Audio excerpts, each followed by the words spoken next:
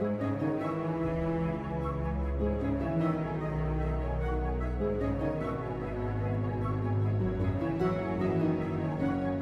a video explaining the new patch coming in World of Warcraft, The War Within, has just dropped. I've got it up on YouTube. I know you haven't seen me in a while. I have been absolutely loving The War Within. I'll go into another video about what I've been doing and how I've been enjoying it, and how the shaman is now dead and I main a holy paladin. But yeah, this is up on YouTube at the moment. The last patch Undermine was unbelievably good. So I'm hoping that this will be as good or better. I wasn't expecting it. I was ironically sitting on the toilet when I was waiting for it. Now, my setup is a little bit different from the last time that I made a video, so I've got an extra screen up there now. So if I look like I'm looking up, it's because I'm looking at the video. Let's take a look at the new patch that's just been announced for World of Warcraft.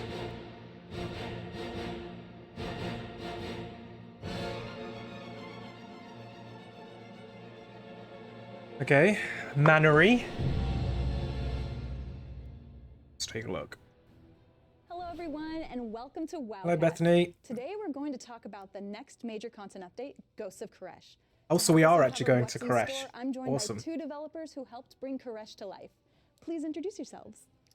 I'm Drew D'Souza, and I'm a lead encounter designer. I'm Steph Yoon. I'm an associate lead quest designer, and I was also the point on this content. First things first, what is Koresh and why now?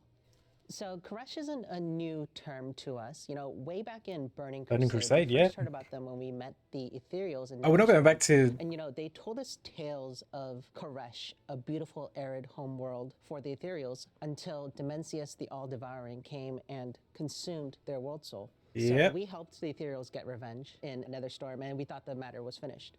And for the first time here in Ghosts of Koresh, we'll be stepping foot on what's remaining of that planet, this shattered, void-touched land. It doesn't look that big. That evil forces are trying to resurrect Dimensius the All-Devouring, and if that happens, the Ethereals are toast. Hang on, he's not coming back, is he?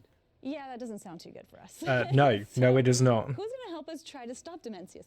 You know, with a threat like this, it's all hands on deck. Within the last major content update, Illyria sort of took a step back and undermined. But Yeah, she'll we be only really here saw her front at the and end. center with her old mentor, Locust Walker, as he brings us to his old home planet. And the eager players among us will have already gone through the content in Legacy of Aerithor, where there is a feature called Lore Walking, which gives hints to sort of the content that's coming up here in Ghosts of Koresh. Oh yeah, because the brokers are from Koresh too. Helping. Not only that, they've brought their entire city, Tazavesh, the Veiled Market, from the Shadowlands and placed it here right in Koresh. So we'll be able to use that. Can I just say, I actually hated Tazavesh. I hated the dungeon. I mean, I think it's maybe because it was part of Shadowlands and I hated Shadowlands.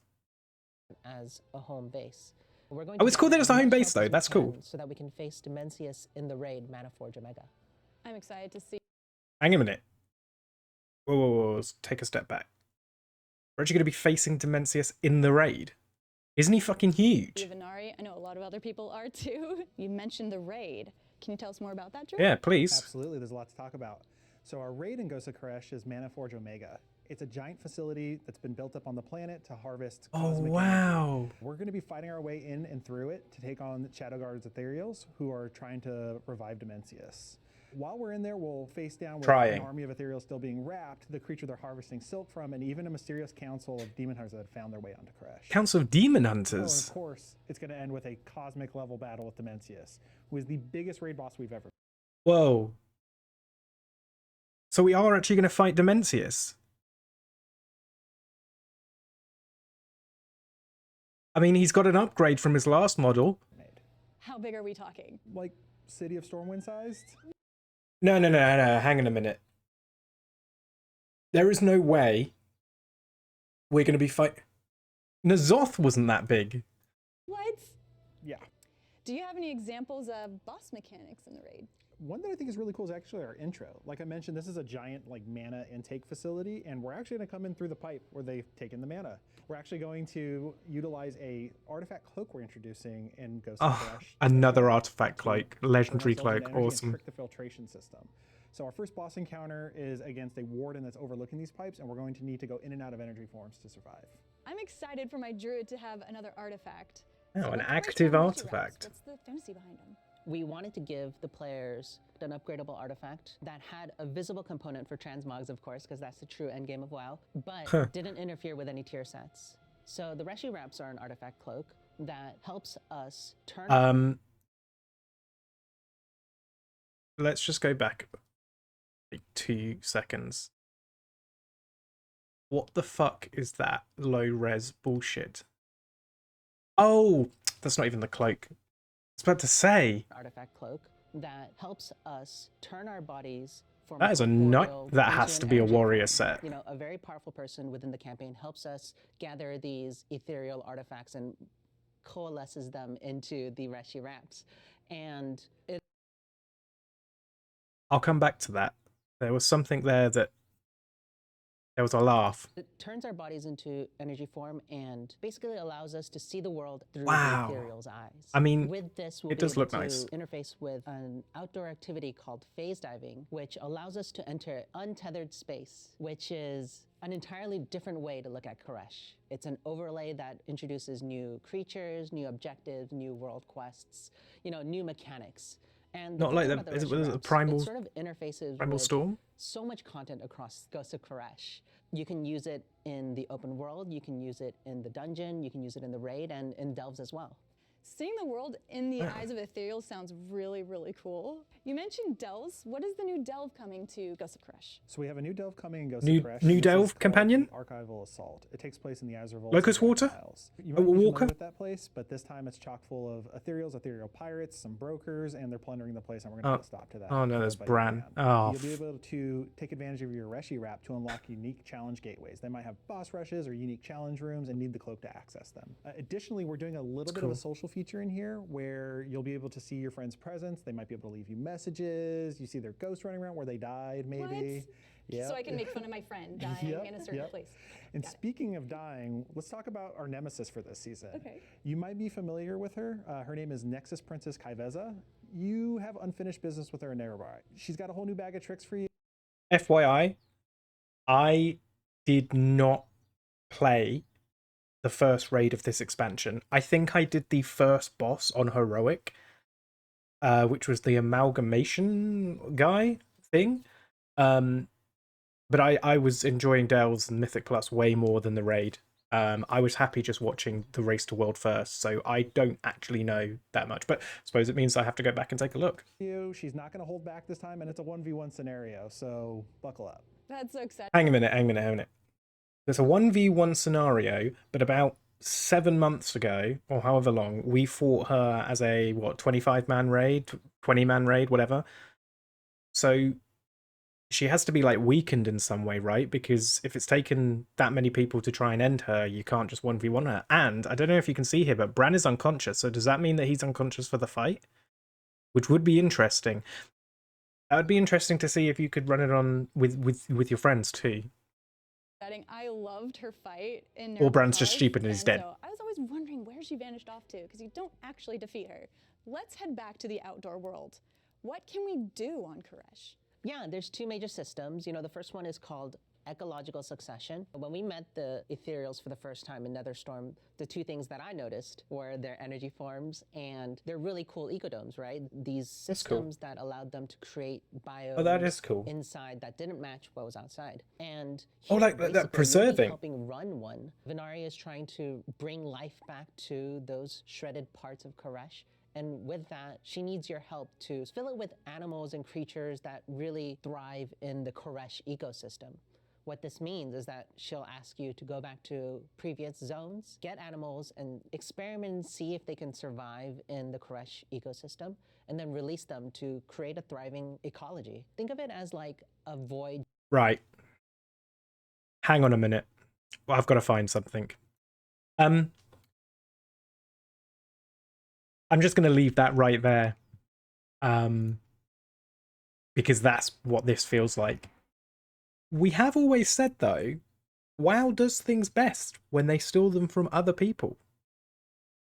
So maybe. To be fair, I played Hogwarts Legacy. I didn't really enjoy this part. It was collecting, it was Pokemon, didn't like it.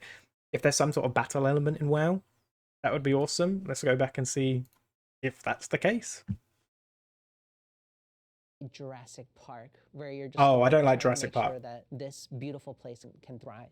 The other feature I want to talk about is phase diving. I already mentioned it a little bit when I was talking about the Reshi Ramps, but Is it just world it's quests? basically an overlay across all of Koresh, where you get to switch to energy form and enter untethered space to access a whole slew of new content.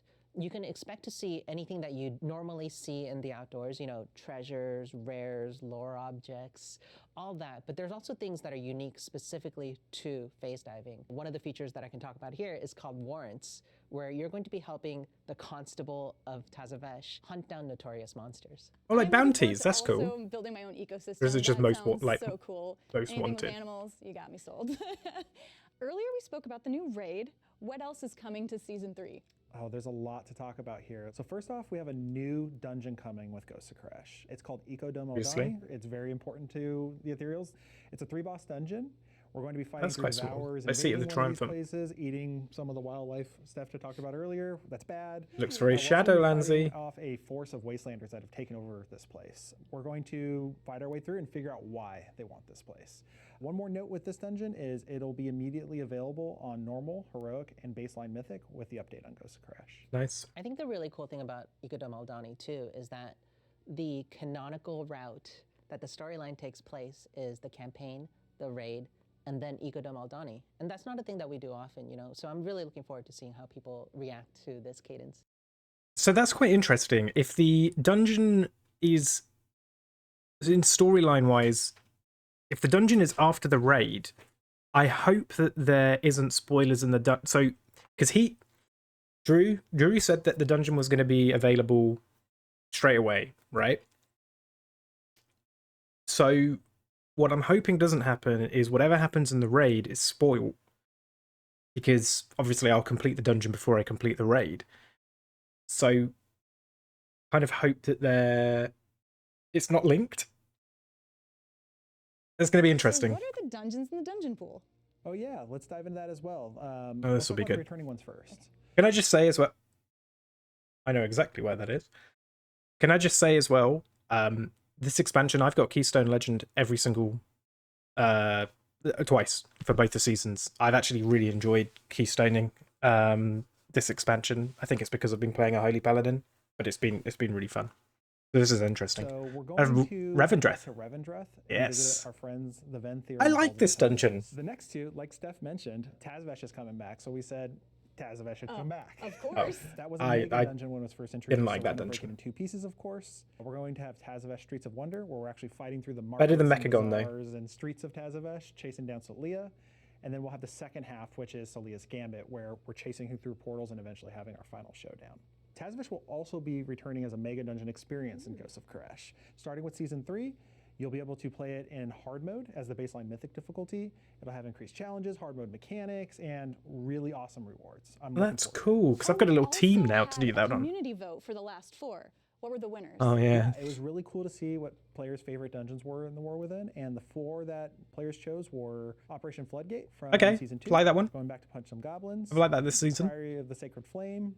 Just awesome. Haven't Hollow really Fall vibes liked that one throughout. this And then season. we're going to round that out with 2 dungeons from Season 1 of the War Within, Arakara, Love this one, but don't. and the Dawnbreaker.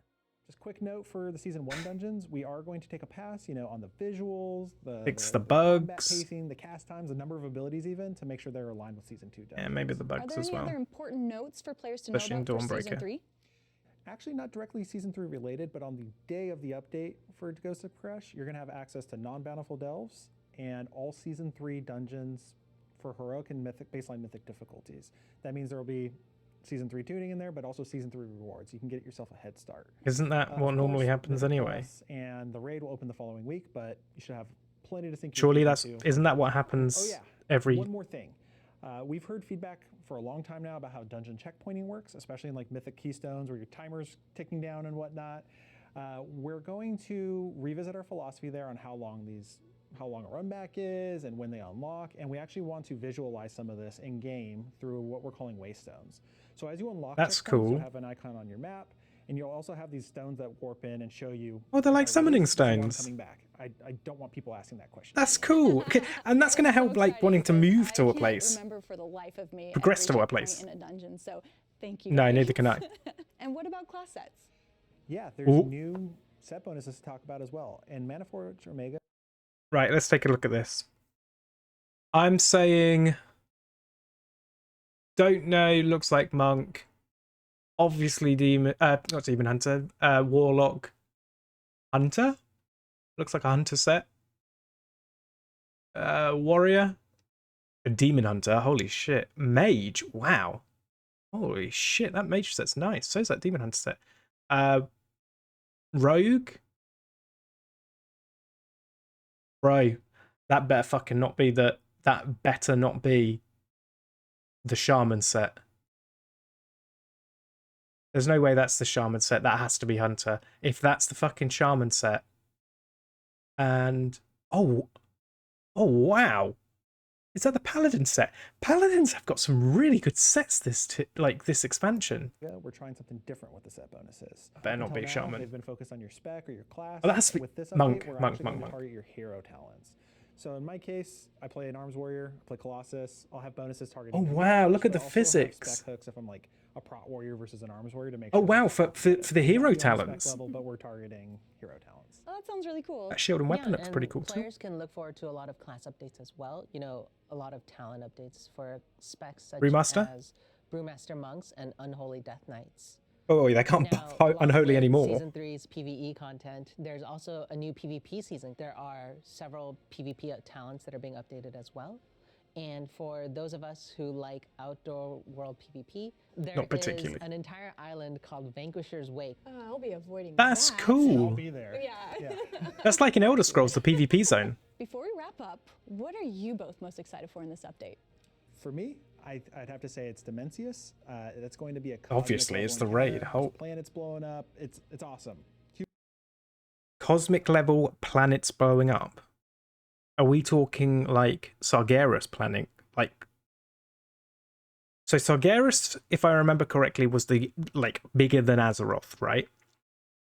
Whereas Dimensius is as big as Stormwind. So Dimensius is actually tiny compared to a Titan. Now we don't know if it's the full kind of like Dimensius thing, but planets blowing up. I mean, the only thing that pops into my head when he says that is where in Chronicles we hear of Sargeras like literally slicing. Hang on a minute, talking about slicing, what about the fucking sword that we were told? Going off at a tangent, let's keep watching. Huge laser beams, you name it.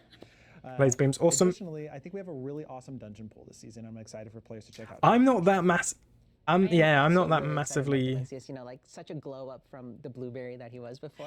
Baby blueberry. But the thing Yeah. that I'm most excited Wow. about, we're in the War Within, and the War Within is part of the World Soul Saga, a trilogy of expansions that, you know, like interweave their story all throughout. And so the campaign and the story within Ghosts of Koresh will matter so much more to the next expansion than it has ever done before. I'm really looking forward to seeing how players go through the campaign and absorb the story. I'm excited for everything you guys have mentioned. That's Ghosts of Koresh, the void-touched major update coming to the War Within. Thank you, Steph and Drew, for hanging out with me and putting all your hard work into this update. And thank you all for watching. We'll see you in Koresh.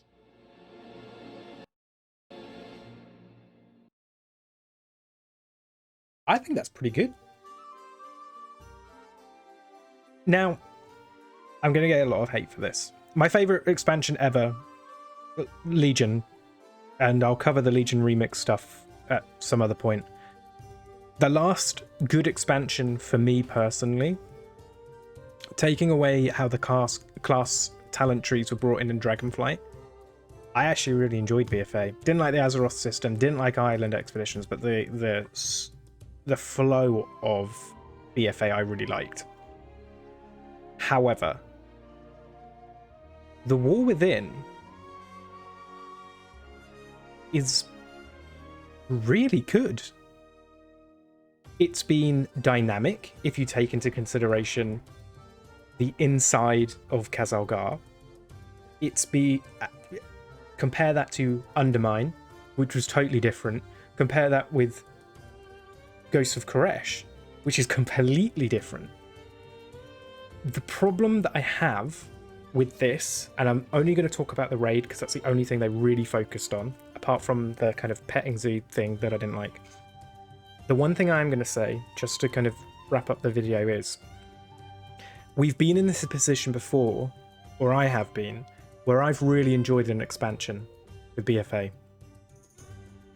In BFA, the last patch, Visions of the N'Zoth, if I remember correctly, ruined that entire expansion because the pacing of it was so quick.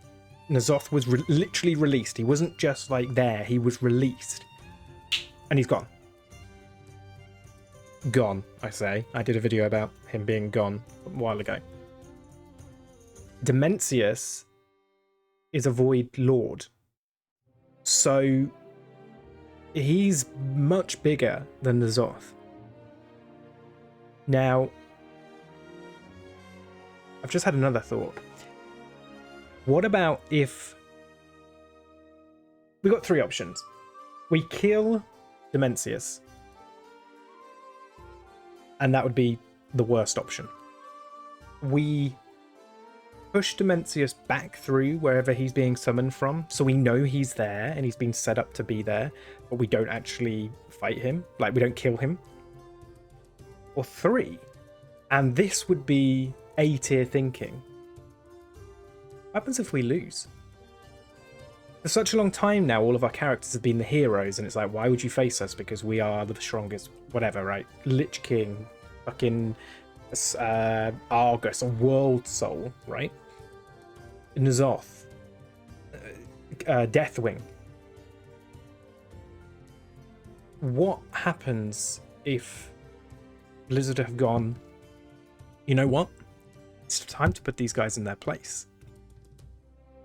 And it ends so badly that the expansion Midnight is literally, because Midnight is like midnight, so it's like the darkest time of day, right? What about if it's over, or we're screwed? And oh my god, what about if it's over? Oh my god, I'm theory crafting so much, right? But what about if it's over, and like we had in Visions of N'Zoth, where there were parts of Azeroth which were corrupted? What happens if the entirety of Azeroth is corrupted, and we have to go to the Sunwell, because we know that's where, because the Sunwell is pure light. That's safe. That's the only safe place. And that would, when Chris met, oh my god, I'm a genius, right? That's when Chris Metzen, where he said, we're going back to the old world. That's it. I mean, they've been updating models for ages. It gets so bad, we get pushed back to the Sunwell. That's the only safe place. And then we've got to essentially spread that light through Azeroth because it's over. I'm a genius. Can I just say, if I'm even slightly right about that, I am going to make a video about it. But anyway, Ghosts of Koresh, pretty excited about it. There's a few things that I want a little bit more information about. I'll take a look at Wowhead, but first initial thoughts, I think it's pretty good. The fact that we're fighting Dimensius is awesome. So, just like Bethany said, I'll see you in Ghosts of Koresh.